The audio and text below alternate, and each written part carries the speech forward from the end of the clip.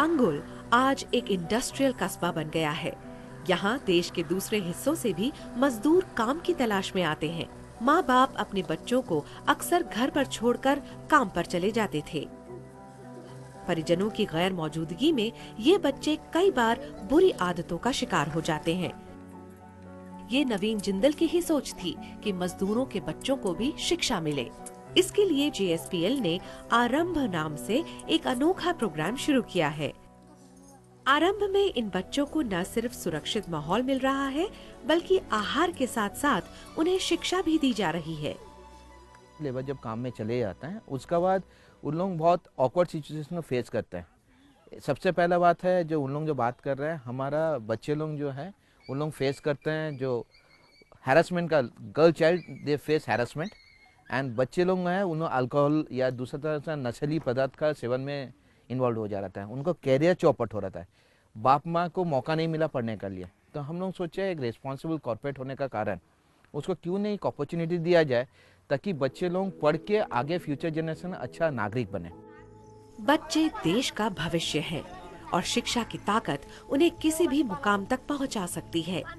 लेकिन गांव देहात में शिक्षा के नाम पर टूटे हुए स्कूल की इमारतें और हर क्लास के लिए सिर्फ एक ही टीचर एक सच्चाई है।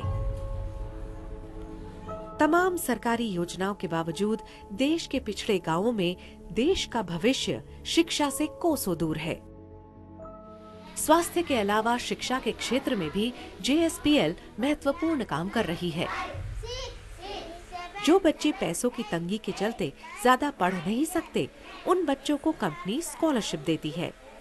जिन गांवों में स्कूल तो हैं, मगर टीचर नहीं, वहां कंपनी कम्युनिटी टीचर का इंतजाम करती है ताकि बच्चों को उच्च स्तर की शिक्षा मिले। जिंदल एजुकेशन इनिशिएटिव का मकसद है युवाओं और बच्चों को बेहतर शिक्षा मुहैया कराना, जिससे गरीब के बच्चे का भविष्य बेहतर हो।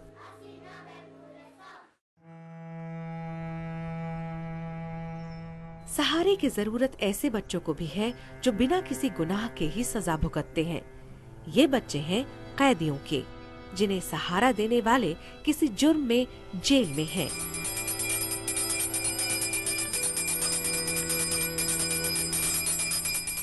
ऐसी ही एक लड़की है बबीता, जो अंगुल में अपनी बुआ और भाई के साथ रहती है। बबीता के पिता हत्या के जुर्म में जेल में है। माँ भी 2008 में चल बसी। छोटा भाई मानसिक रूप से बीमार है और बड़ी बहन की शादी हो चुकी है। बबीता की मुश्किल ये थी कि उसकी बुआ दूसरे के घरों में कपड़े धोकर आखिर इन बच्चों को कितना सहारा दे पाती। वो समस्या है, बच्चा लोग का पढ़ाई और तबीयत खराब, खाने के लिए मांग मांगे भी दाल भात, कान से चावल, वो मैं कपड़ा खसता हूँ, घर घर जाके कपड़ा खसता हूँ, मेरे बच्चा लोग को खाना खिला दो, बस बहुत काम करा के पढ़ाते हो। मैं भी काम करके वो बच्चा लोग को ऐसे बहुत दुख सुख में मेरे बच्चे बहुत तकलीफ, वो कह नहीं सकते मेरा बच्चा का। ऐसे मुश्किल हालातों में बबीता का सहारा बना है JSPL, जो John Augustus prison and social welfare service नाम के एक NGO के जरिए बबीता को कॉपी, किताबें और पेंसिल देकर मदद कर रहा है। The children of the prisoner suffer more because in classroom कैदियों के बच्चे ज्यादा मुश्किलों में जीते हैं। स्कूल में और समाज में उन्हें उपेक्षित नजर से देखा जाता है। उन्हें जीवन के हर मोड़ पर मुश्किलों का सामना करना पड़ता है। तब मैंने सोचा कि उन्हें बचाने के लिए शिक्षा ही एक जरिया है। तो छठी क्लास से 10वीं तक यानी कि कैदी का बच्चा कम से कम 10वीं पास हो, जो कि आगे बढ़ने के लिए बेसिक शिक्षा है। बबीता बड़ी होकर शहर में नौकरी करना चाहती है और अपने बीमार भाई और बुआ का सहारा बनना चाहती है। बबीता के इस सपने को सच करने के पीछे भी नवीन जिंदल की समाज सेवी सोच ही थी। नवीन जी हमारे जो माननीय चेयरमैन सर हैं, जब उन्होंने जेल रिफॉर्मेशन कमेटी का चेयरमैन भी थे, तब उन्होंने जेल के बारे में बहुत सारे उनका विज़न थे, जेल के जो विक्टिम्स हैं उनके परिवार के बारे में उनका बहुत सोच था।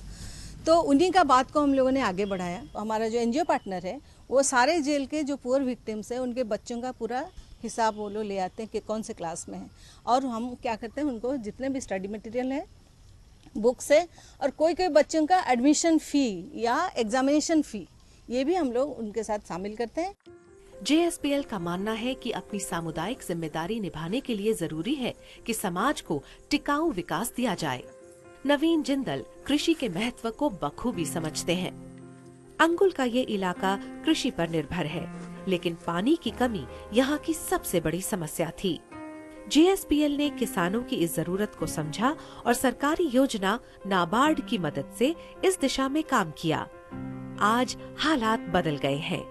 स्थानीय लोगों की मदद से वाटरशेड योजना शुरू की गई। हम लोग जेएसपीएल के साथ यहाँ 2 वाटरशेड डेवलप कर रहे हैं। Basically it's a land based activity.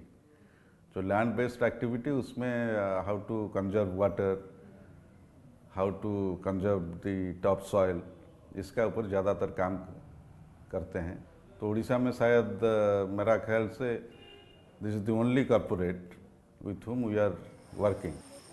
जमीन में नमी के स्तर बढ़ने का सीधा फायदा यहाँ के किसानों को हुआ।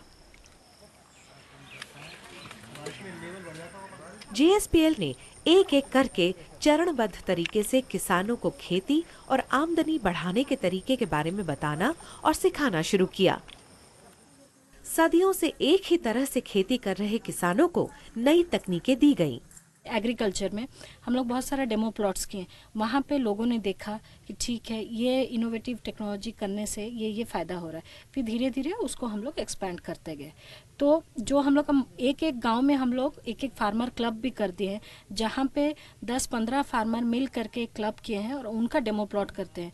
वही फार्मर फिर हमारा वर्ड को स्प्रेड करते हैं। गाँव के ही किसानों का एक समूह बनाया गया जो समय समय पर बैठक करके वाटरशेड, पॉली हाउस और ग्रीन हाउस जैसी सुविधाओं पर विचार करता है। जेएसपीएल और नाबार्ड की कोशिशों ने ही इस इलाके की शक्ल और सूरत हरी भरी कर दी है। वाटरशेड प्रोग्राम एक्चुअली इसका मेन ऑब्जेक्टिव है soil conservation, water conservation and biomass conservation. जो पेड़ पौधा है उसको बचाना है और लगाना है, मट्टी जो बह के जाता है उसको रोकना है, और उसका इम्पैक्ट लॉन्ग टर्म में ये पड़ता है कि आपका सॉइल फर्टिलिटी इंटैक्ट रहता है, जो उपजाऊ सॉइल है वो बह के नहीं जाए, पानी का वाटर टेबल बढ़े। जैसे हम लोगों ने 2 साल में अभी मेजरमेंट किया है, वाटर टेबल 3 फीट के लगभग बढ़ चुका है। एक ही खेत से यहाँ के किसान अब 2-2 फसलें उगा रहे हैं और हर मौसम में फसल पैदा हो रही है। किसानों की आमदनी में खासा इजाफा हुआ है। खेती करने के तरीकों में मदद करने के अलावा जेएसपीएल ने गांव वालों को थ्रेशर भी दिए हैं, जिससे धान से चावल को अलग करना अब इन लोगों के लिए बेहद आसान हो गया है। इसके अलावा मछली पालन और मशरूम की खेती में भी कंपनी ने इलाके के लोगों को जरूरी सुविधाएं मुहैया करवाई हैं। मशरूम की खेती से किसान आर्थिक रूप से काफी सक्षम हो गए हैं। मशरूम उगाने के लिए तकनीक और ट्रेनिंग जेएसपीएल इन किसानों को दे रहा है। मशरूम की खेती में कम लागत में ज्यादा मुनाफा हो जाता है।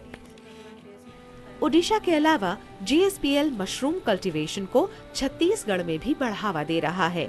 हमारे देश की एक बहुत बड़ी जनसंख्या जो है वो कृषि से जुड़ी हुई है, तो उनको जो है हम अच्छी तकनीकों से हम उनको अवगत करा सकें और किस तरह से ज़्यादा से ज़्यादा ऑर्गेनिक एग्रीकल्चर, जैविक खेती जो है वो कर सकें, क्योंकि पेस्टिसाइड्स के बहुत हार्मफुल इफेक्ट्स भी हैं।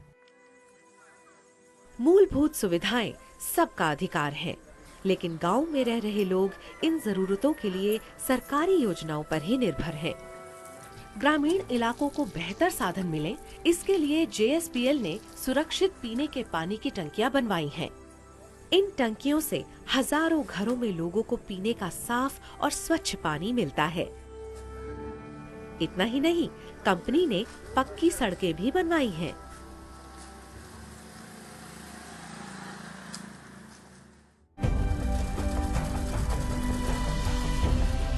प्लांट के आसपास रह रहे लोगों को JSPL के आने से न सिर्फ रोजगार मिला है, बल्कि उनके जीने के तरीकों में भी विकास हुआ है।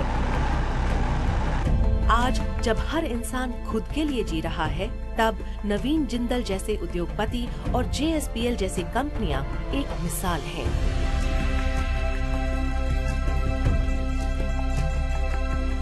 इस जिम्मेदारी के एहसास के पीछे नवीन जिंदल की सोच और वैल्यूज हैं।